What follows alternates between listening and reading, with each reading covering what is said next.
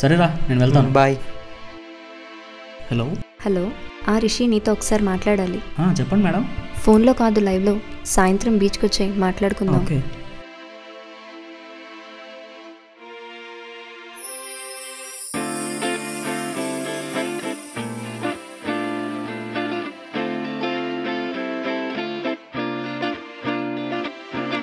Hi madam.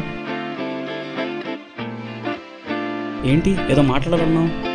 Rishi, నన్ను ప్రేమిస్తున్నావా? అది ప్రేమిస్తున్న వాళ్ళకన్నా ప్రేమను పొందే వాళ్ళకే బాగా తెలుస్తుంది. అది మరి నీకే తెలియాలి. ఆ తర్వాత సంగతి ఏంటి? పెళ్లి గురించి ఏమైనా ఆలోచిస్తున్నావా? నా సైడ్ నుంచి అంతా ఓకే. నువ్వు ఎప్పుడంటే అప్పుడు ఫాదర్తో మాట్లాడతా. వద్దు, మా నాన్నగారి పెళ్లి ఒప్పుకోరు. ఎందుకని? నిన్నే మా ఊర్లో పెద్ద గొడవ జరిగింది. వేరే క్యాస్ట్ అమ్మాయిని మా క్యాస్ట్ అబ్బాయి పెళ్లి చేసుకొని తీసుకొచ్చేశాడు. వాళ్ళని ఊరి నుంచి పంపేశారు. నీ కులం వేరు, నా కులం వేరు. నీ మతం వేరు, నా మతం వేరు. అది కాక నీ స్థాయి వేరు, నా స్థాయి వేరు. ఏంటి స్థాయా? వాళ్ళు కాదు కానీ నువ్వేమనుకుంటున్నావు? ఇవన్నీ నన్ను ప్రేమించినప్పుడు ఆలోచించలేదా? అయినా ఆలోచించాను, ఇంతవరకు రాదనుకున్నాను. అయితే ఇంతవరకు నాతో ఆడుకొని వాడుకొని సముద్రం మధ్యకు తీసుకువెళ్ళి కానీ నీ దారిని నువ్వు పోతే తీరం తెలియని పడవలను నడి సముద్రంలో మునిగిపోవాలా? ప్రేమ కడ్రానివి పెళ్లి కడ్డు వస్తున్నాయా?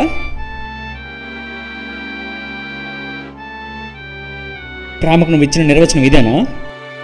అవి ఆలోచించిన దానివి నాకు మనసు ఉంటుంది, అది బాధపడుతుందని ఆలోచించలేదా? హే, ఎందుకులా బాధపడుతున్నావు? కళ్ళల్లో కన్నీరేంటి? ఒక విషయం చెప్తాను విను. ఒక మనిషికి ఆనందంతో కానీ బాధతో కానీ కన్నీళ్ళు వస్తాయి. ఆ రెండు జరగాలంటే మనసు స్పందించాలి. మనసు చలిస్తేనే కన్నీళ్ళు వస్తాయి. అనుభవం నీకు ఎలాగో లేదు కానీ ఎప్పుడో ఒకప్పుడు ఆ సంఘటన నీకు వస్తుంది. నువ్వు తట్టుకోలేవు. జాగ్రత్త. సముద్రంలో కలిసిన నదిని వేరు చేయడం, అది తిరిగి వెనక్కి వెళ్ళడం జరగని పని అనుకున్నాను. సముద్రాన్ని గడిచి నది వెనక్కి వెళ్ళిపోతుంది.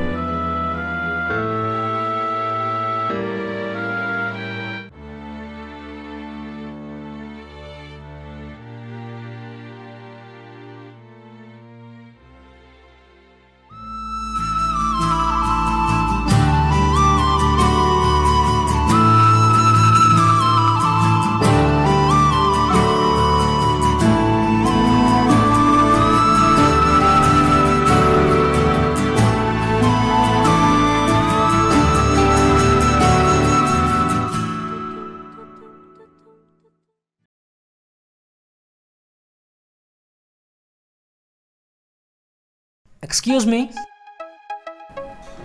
చెప్పండి. మీతో ఒక 5 నిమిషాలు మాట్లాడాలి. మిమ్మల్ని ఎప్పటి నుండో ఫాలో అవుతున్నాను. నా మనసులో ఉన్న మాట ఈరోజు చెప్పాలనుకుంటున్నాను. I love you. ఏంటి? I love you. నేను ప్రేమిస్తున్నాను. ఎంత ఇస్తావు? ఏంటి? ప్రేమిస్తున్నాను అన్నావు కదా, ఎంత ఇస్తావు? ఎప్పటి వరకు ఇస్తావు? ఎంత ఇస్తా? చచ్చే వరకు ఇస్తా. మరి మధ్యలో పెళ్ళి గిల్లి లాంటివేం లేవా? పిల్ల ఏ చేసుకోవా? అవును, నీ పేరేంటి? శంకర్. ఏం చేస్తుంటావు? ప్రెజెంట్ ఖాళీయే. అందుకే ఇలా రోడ్డు మీద తిరుగుతున్నావు.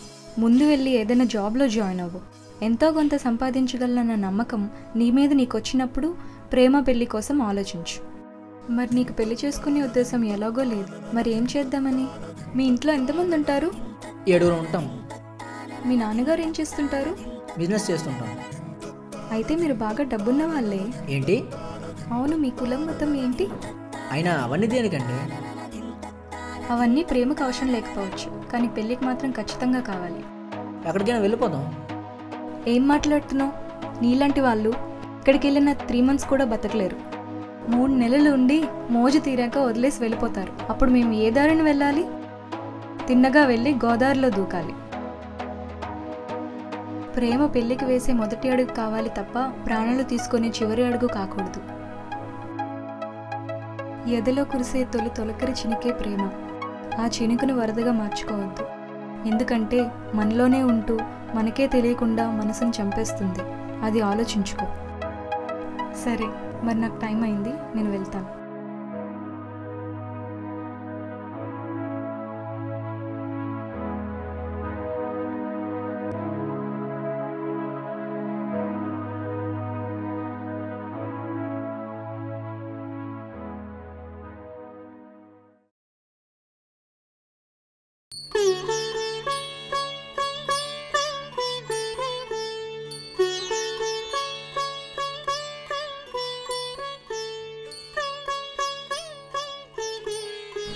స్వామి, నాలో ఆలోచించేవాణ్ణి, నేను వెతుకుతున్న వాణ్ణి మళ్ళీ కనిపించేలా చెయ్యి.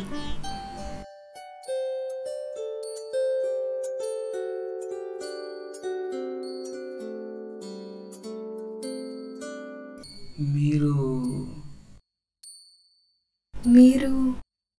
నేను మీకు తెలియదండి, కానీ మీరు నాకు తెలుసు. అవునా? ఎలా? ఒకరోజు రోడ్డు మీద మీకు అబ్బాయి ప్రపోజ్ చేసినప్పుడు నా పక్కనే ఉన్నాను.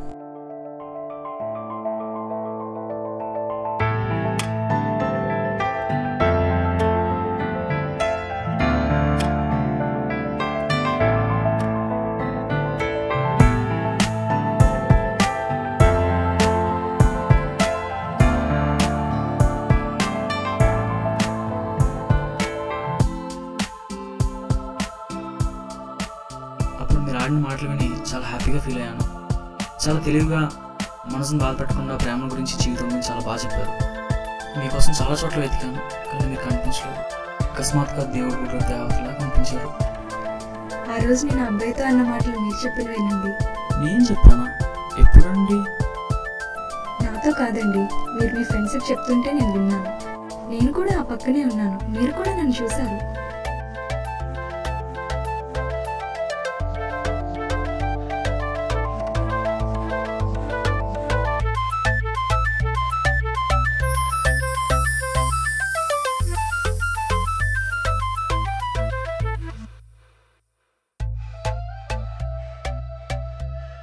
చూసానా? నాకు గుర్తులేదండి. అప్పటి నుంచి నేను కూడా మీకోసం వెతుకుతూ ఉన్నాను, కానీ మీరు నాకు ఎక్కడా కనిపించలేదు. ఇప్పుడు దేవత కోసం వచ్చిన దేవుళ్ళ ఎదురుపెట్టారు. అవును, ఇటువైపు ఎటు వెళ్తున్నారు? ప్రదక్షిణాలు చేస్తున్నానండి. అయ్యో, ప్రదక్షిణలు అటు నుండి ఇటు కాదండి, ఇటు నుండి అటు. ఓ సారీ అండి, నాకు తెలీదు. సారీ నాకు కాదండి, దేవుడికి చెప్పండి.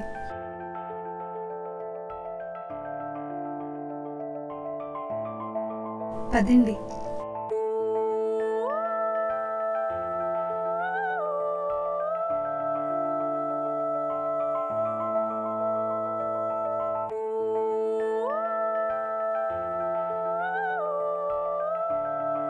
అవును, మీరు ఎంతవరకు వెళ్తారండి?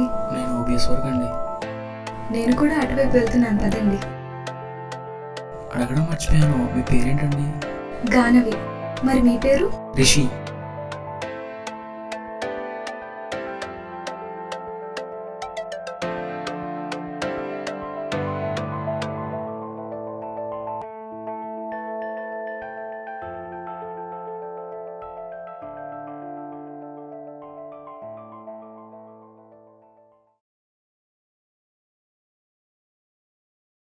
హాయ్ డలింగ్.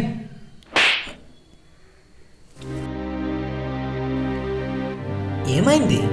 నీ ఫోన్ ఇవ్వు. ఎందుకు? ఇవ్వ ముందు.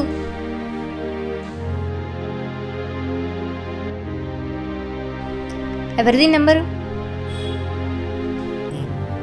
మా అన్నయ్యది. ఇలా ఎంతమందిని మోసం చేస్తావరా? నిన్నే ప్రేమించాను, నిన్నే నమ్మాను, నన్నే మోసం చేస్తావా? ఈ నెంబర్ ఎవరిదో, ఏం మాట్లాడేవో, ఎప్పుడు మాట్లాడేవో అంతా నాకు తెలుసు.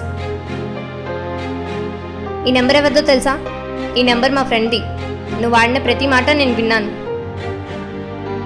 చీ, నీలాంటి నమ్మినందుకు నా చెప్తో నేను కొట్టుకోవాలి. అది కాదురా, నా మాట విను. వద్దు, నన్ను ముట్టుకోకు.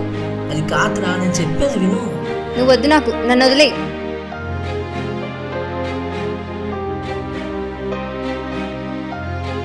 హే, ఏంటి రెచ్చిపోతున్నావు? బతిమాలుతున్నానా? ఏ నాకంటే ముందు ఏమైనా లవ్ చేయలేదా? ఏమైనా మోసం చేయలేదా? పోవే, నీలాంటి వాళ్ళు ఎంతమందిని చూశాను.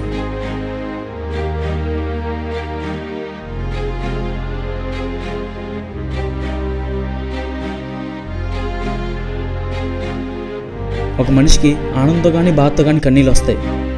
ఆ రెండు జరగాలంటే మనసు స్పందించాలి. మనసు చలిస్తేనే కన్నీళ్ళు వస్తాయి. అనుభవం నీకు ఎలాగో లేదు, కానీ ఎప్పుడో ఒకప్పుడు ఆ సంఘటన నీకు వస్తుంది. అది నువ్వు తట్టుకోలేవు. జాగ్రత్త.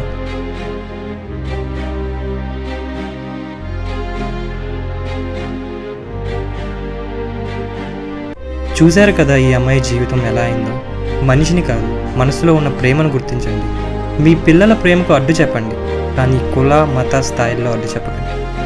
మీ అవసరానికి మీ పంతానికి పిల్లల ప్రేమను బలి చేయొద్దు. లేదంటే మంచి వాళ్ళని వదిలి ఇలా మోసగాళ్ళను నమ్మి జీవితం నాశనం చేసుకుంటారు. ఇదే మా ప్రేమ తీరం.